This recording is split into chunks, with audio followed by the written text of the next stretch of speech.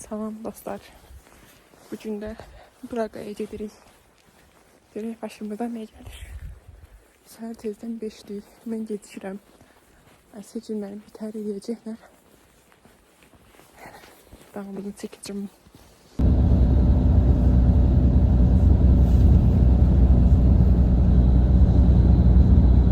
Dostlar, Praqadayıq. Nə hiss edirsiniz həqiqətən? Yox. Rəbo.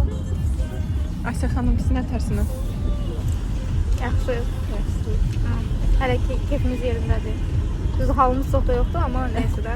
Bir kilsəyə gelirik. Görək nə olur. Dostlar, sizə salam deyin. Evet. Mate, videolar düşün.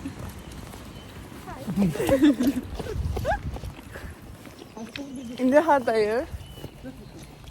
Praqada kilsədəyik. Kilsəyə gedirik. Yoldayıq. İndi sizə göstərəcəm yolu.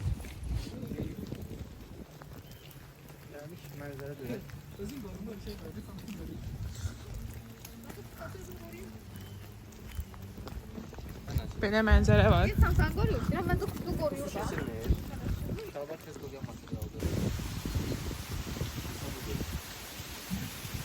Bəli, gəlmişik. Yağış yağır. Cipsi yeyirik. Welcome to my YouTube channel. Please subscribe. Görürsünüz dedi. Like and comment. Yes. Sonra buraya da geçer vlog çəkmirik. Kesin də maraqlıydı. Ama bura bir dəfə gələcək. Bura bir dəfə də gələcək. Hi guys.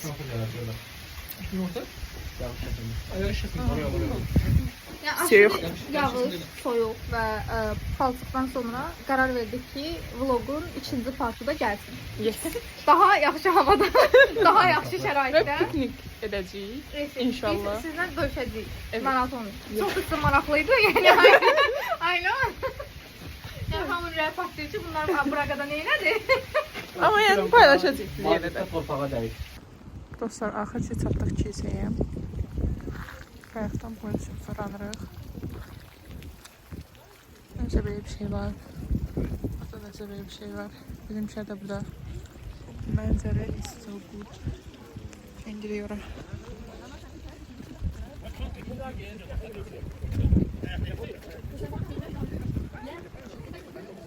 Mənzərə.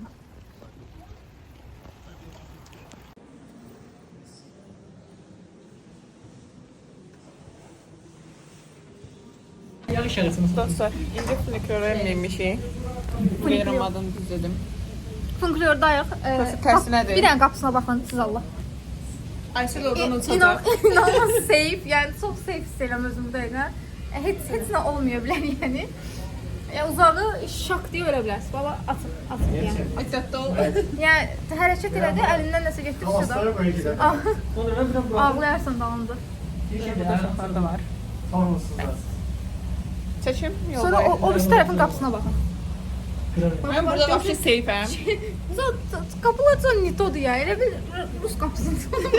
Cəftə ilə bağlıdır. Bu qədər çəksən atılacaqdan gəl. Çox qorxum. Beydə.